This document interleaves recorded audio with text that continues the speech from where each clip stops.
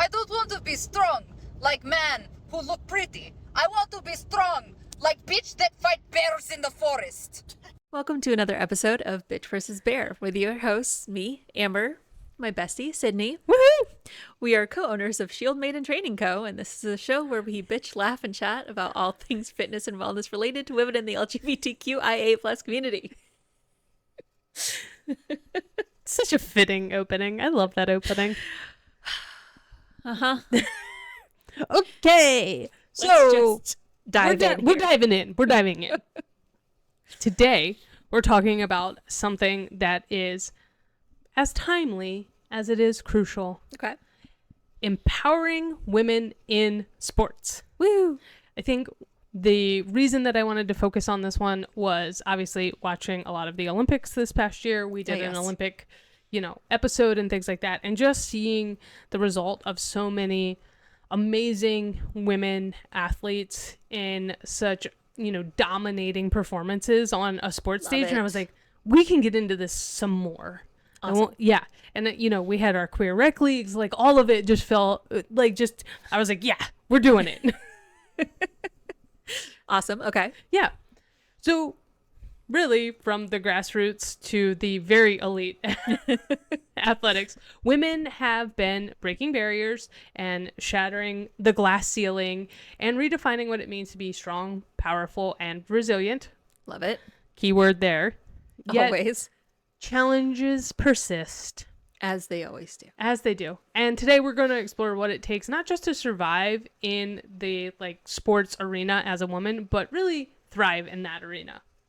Pun intended. Pun intended. Always. Always.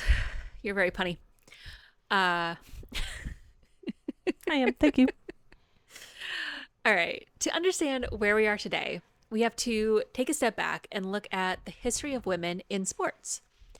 For decades, women were excluded from professional sports or, at best, relegated to the sidelines. Before Title IX, sorry, I know it takes me a moment. It's in Roman numerals. I was like, oh, I could have written that out, but nope, I got it. I'm here. Yeah, it just makes me think of Hercules, whatever the numbers are, call IXII. Yeah. Okay, anyways. I love Hercules. Okay. Before Title IX was enacted in 1972, opportunities for women in sports were scarce. Title IX was a game changer. Again, pun intended.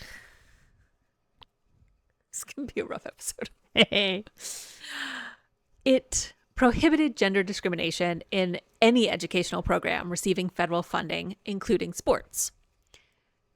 But even with this legislation, the struggle for recognition, equal pay, and respect continued. Shocker. And it still does in many sectors. Title IX opened doors, but it didn't guarantee equality. Again, shocker.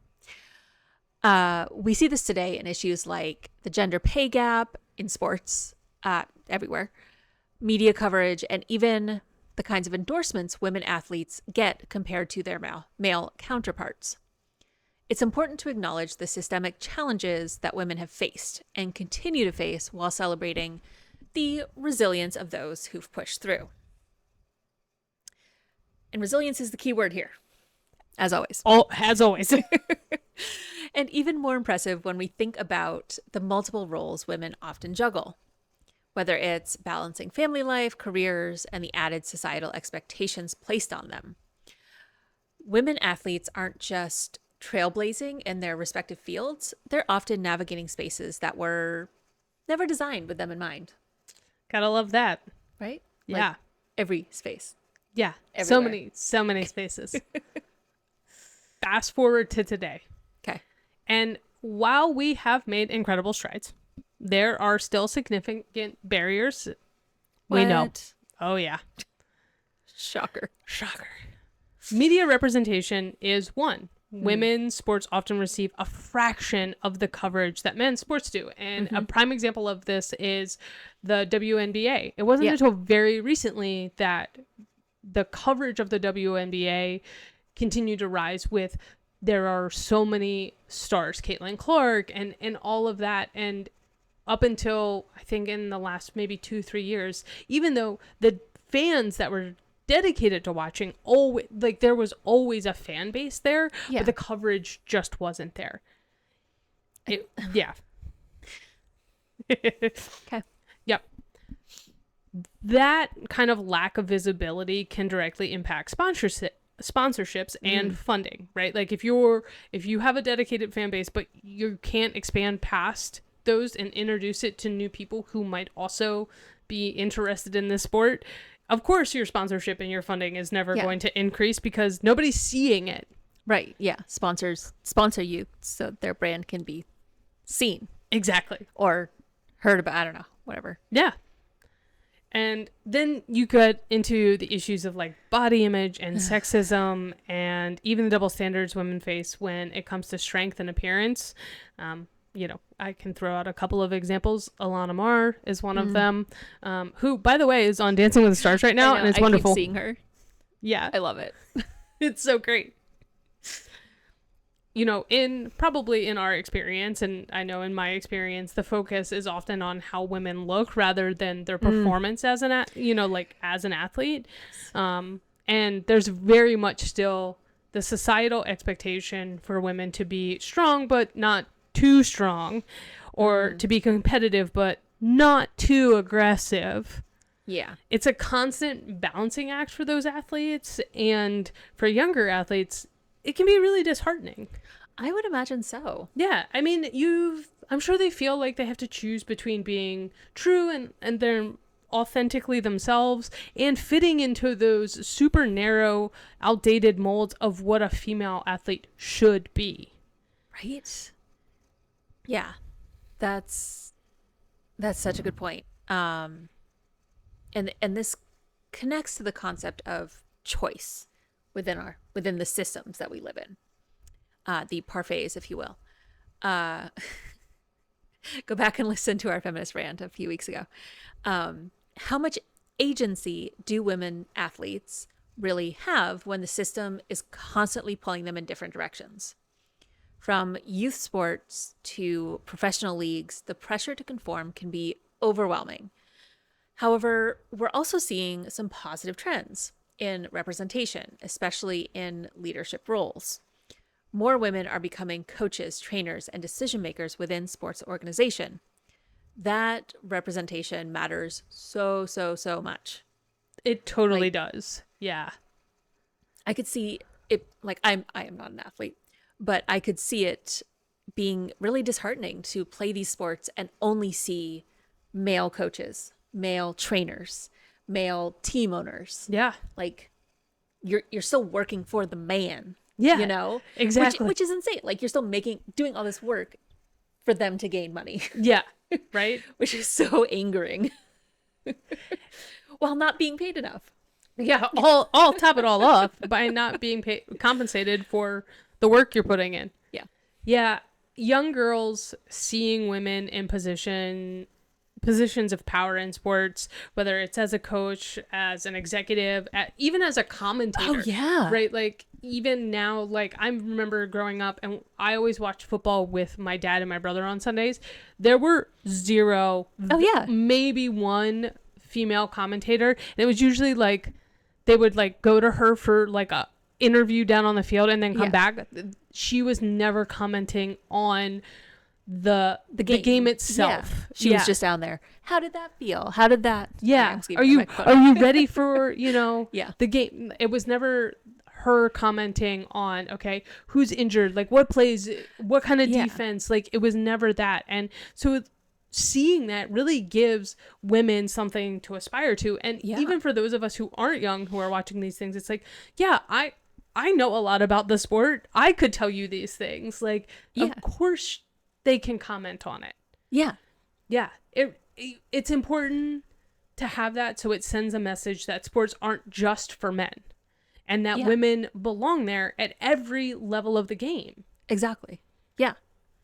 That makes total sense. I mean, I obviously don't and would never play football, but having grown up in a household where football was like a big deal, I absorbed a lot of information about it. Yeah. And not so much anymore, but definitely when I was younger could speak to what was going on and what the rules were, and follow what was happening, and be able to comment on it. Yeah. So yeah, like it's so silly to me. Like what? Okay. Anyways. Of course. All right, let's talk about the importance of mental resilience and confidence. Sports are a powerful way for women to build mental strength and resilience, but we can't overlook the fact that women athletes are more likely to face certain mental health challenges, including eating disorders, anxiety, and the pressures to meet unrealistic standards. Always those unrealistic standards. So frustrating.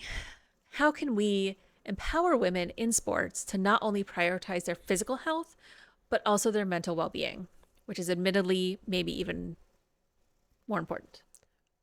I think not maybe. It definitely is. Yeah. I think mental resilience is crucial in sports, especially for women who often face those unique pressures.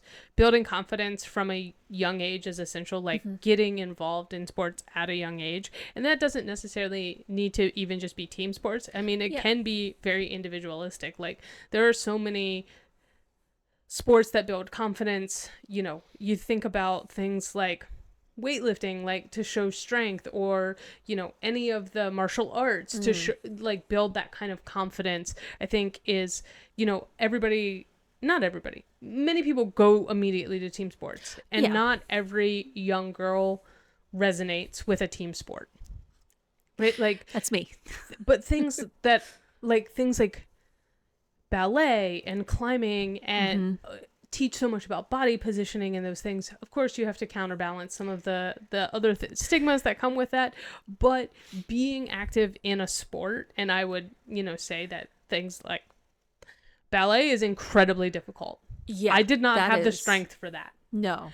Most of all, I did not have the focus for that. Right. Like that takes a lot. It does. And my ADHD brain, when I was a kid, I was like, no, I need to go run.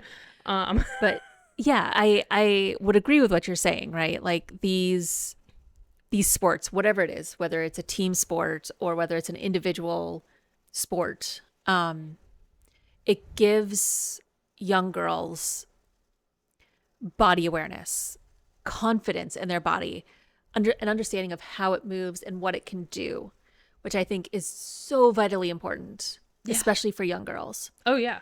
Like I did karate for a couple years in high school, and even just that short time period that I did it felt so good. Yeah. And was so confidence boosting, because I was like, oh, I can control what my body is doing. I understand what is going on and can how to move, which was awesome. And I think everybody should do that. And I understand that, you know, we could go into the cost prohibitive aspects of especially individual sports. Yes. Yeah. Team sports I get are easier because like the school does it. Yeah, the school does it. And again, because now you have, you know, 35 people paying. Yes. And so that helps lower the cost. It's expensive. It's easier to coordinate. Like they just stay after school and do their sport, and then you pick them up after work instead of having to arrange transport to like, I get it. There's like a whole lot of things that go into that, but finding something for young girls that they enjoy doing.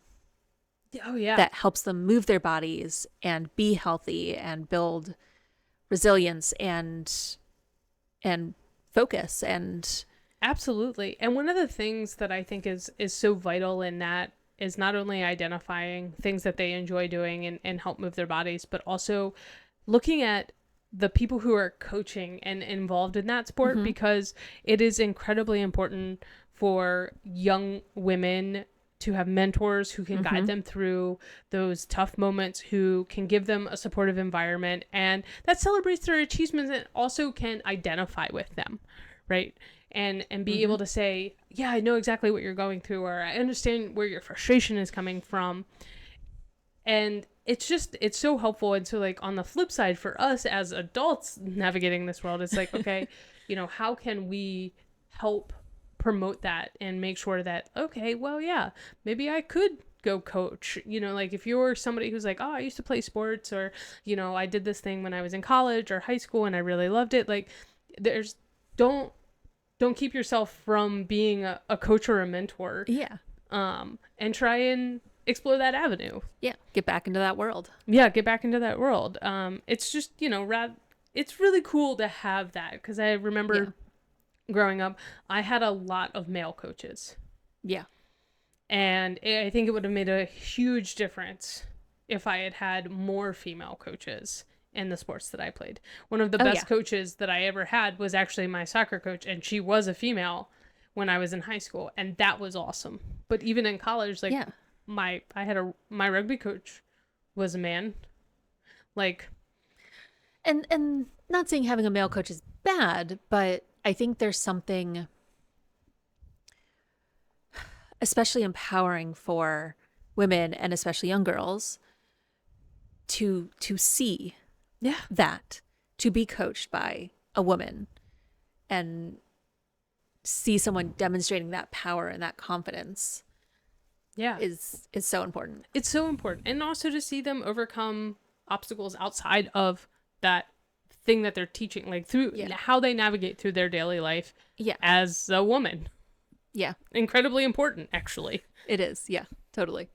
So, Sydney, as somebody who played sports, do you have any advice for young women or parents of young athletes on how to foster that resilience? Good thing I do. It's funny how I wrote that question, because I did have an answer for it. Good. Yeah. Because I don't. That's why you're the one asking it. Yeah. I mean, creating a supportive and inclusive space for young athletes is key, right? Coaches and parents should focus on encouraging effort and perseverance really over results.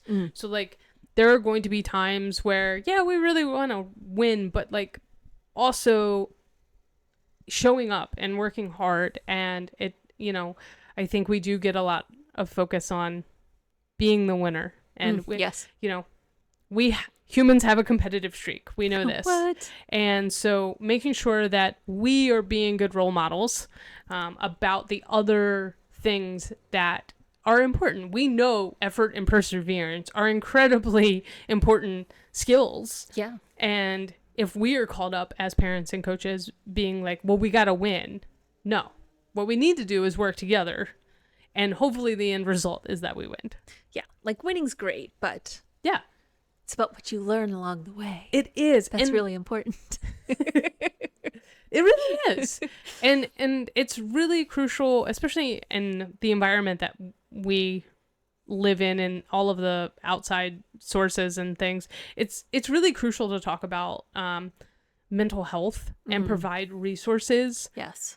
So whether that's through schools, sports programs, or other community organizations, normalizing those conversations can be a game changer, for lack of a better word, for girls in sports. Is like we all struggle with those mental health things. Like we all get frustrated, we all get down on ourselves, it's incredibly hard to be navigating the world. And I think having a parent and a coach mentor you through that and be like, you know what, you worked really hard and I can understand, like, but maybe you're not feeling your best right now. And like, let's talk about that. Maybe your performance is being hindered by the fact that, your head isn't where you want it to be. And that can be really difficult. So yeah, those are my like kind of tips for, for doing it. I mean, that's the thing is like sports aren't just about competition. They're also about fitness and wellness and community and really ingraining those things into this like all-encompassing package. And there really is a growing movement of women reclaiming fitness spaces and sports spaces that were traditionally male dominated, whether that's weightlifting, climbing, or even martial arts. Love it. And so, yeah, it's really interesting. Okay, now I have a question for you. Uh-oh. Yep. Okay. How can fitness as both a physical and mental practice empower women like on the field and off the field? Ooh, that is a great question. Fitness is incredibly empowering because it builds both physical strength and confidence, right? We want women to grow up with lots of confidence because that's how they take down the patriarchy. Women are starting to take up more space in gyms, and it's about time, and I love to see it. Love it. When you push your limits in a physical sense, it translates to other areas of your life. Suddenly, things that seemed intimidating, whether it's in the workplace, in relationships, or even your own self-perception, those things become more manageable because you've proven to yourself that you are capable of more than you thought. Mm. And that is, I mean, it's just so important. Yeah, absolutely. It's such an important thing to instill when women are young, especially because then they grow up with that mindset Yeah. of, no, this is not that hard. Like, I can do this. Yeah. This dude is wrong. I don't care what he says. Like, I've actually done something harder than this. And it's okay for me to be in this space. Yeah. And it's okay for me to speak my mind and say, no, that is actually wrong. Yeah. Or, no, this is what I think. Yeah. It's so important. I think it really ties back to that idea of resilience, and Yes. that we've, obviously been talking throughout this episode. The confidence that comes from sports and fitness is transformative. Yeah. Right? Like, it's not just about the physical strength, it's about what that strength actually symbolizes. Yeah. It's a sense of self-worth, it's agency, and it's capability. Yeah. So And it's finding accomplishments through your body that are not the way your body looks, yes, absolutely. which I think is so cool. Yeah. Because you can look at your body and say, I don't love the way this looks right now, but Look at what it can do. but I just did this amazing thing. Yeah. I think it's why I love climbing. Yeah. Right? Because it's like all different types of bodies are seen up on the wall, and like there is such a mental fortitude, and it's problem solving, and it's physical, but it's a combination of all of those things, and it's also very individualistic. Yeah. Where it's like I might be, Amber and I can climb the same route, Yeah. but we're gonna do it differently Yes. for many different factors. Yes. But at the end, we both still get to the top of the wall. And it's Yeah. like, okay, well, I had to do it my way. And then that builds such confidence. And also it's like, you know what? Yeah, I can still get my large tree trunks of legs moving up the wall, but I feel good about it. I'm like, I get up there and I'm like, yeah, I had to work a little harder for this one because I'm short. Yeah. And there's not a foothold where I need it to be. Yeah. And like, I am not as strong, but I have more flexibility. So Yeah. like, I can do different moves that don't require as much strength to get myself up the wall. Yeah. It's And great. I love it. Yeah. I do. I equate it to the same feeling I get when I do a really good yoga practice. That connection of like mind and body that you don't get a lot of other places. Yeah. And like, maybe everyone feels that way when they play sports. I don't know. I didn't do that. So like, I don't know. But like, when you're on the wall, like, you have to focus, like, you're focusing on what your body is doing. You're looking at what's going on. And it's the same kind of feeling I get when I do yoga. Yeah. I love it. It's so cool. Yeah. Sports are so cool. Empower all the women to be in sports. Do all the sports. Do it. Okay. All right. As we wrap up today's episode, I want to focus on solutions. Okay. We've talked about the barriers, but let's think about what needs to change for women to continue thriving in sports. Okay. How can we, the global we, create more opportunities, better representation, and healthier environments for women in sports at all levels? Okay. Well, first, we need to push for better media representation. The more we see women in sports, the more young girls will want to participate in sports, and the more societal attitudes will shift. Representation matters. Equal pay is also crucial. We can't keep telling young girls to aspire to greatness and then offer them less for their efforts when they get there. It's just rude. It's just rude. Just rude. Pay them the same amount that the men make. Education is key as well. Coaches, schools, and sports organizations need to be educated on gender equity and mental health. We have to create spaces that are truly inclusive and supportive of women and girls. And let's not forget the importance of mentorship. Women who have made it in sports have a responsibility to reach back and pull others up. Whether that's through coaching, mentoring, or simply showing up as role models, these connections can be life-changing. They can. Yeah. They absolutely can. And they can change lives at any stage. Yeah. That's the great thing. Yeah. I love it. It doesn't have to be little girls. If kids aren't your thing, that's fine. Go find an adult. Yeah, and mentor them. Go find a rec league. Go find, Yeah. Go coach high school something, Yeah. Okay. Thank you all for listening to this important conversation about empowering women in sports. If you're listening and you're a young athlete, coach, or parent, I hope today's episode has given you some food for thought and perhaps a spark of inspiration. Remember, the path may not always be easy, but the strength you build along the way is undeniable. Because it's all about the friends we made along the way. Oh, jeez. If you enjoyed this episode, please subscribe, rate, and leave a review on your favorite podcast platform. And share with all of your friends and enemies. Yes. Or your frenemies. Or just strangers on the street. That's a wrap. Awesome. Whether you're lifting weights or lifting each other up, let's keep breaking barriers, building strength, and embracing our rainbow of resilience. Until next time, stay fierce and stay fabulous.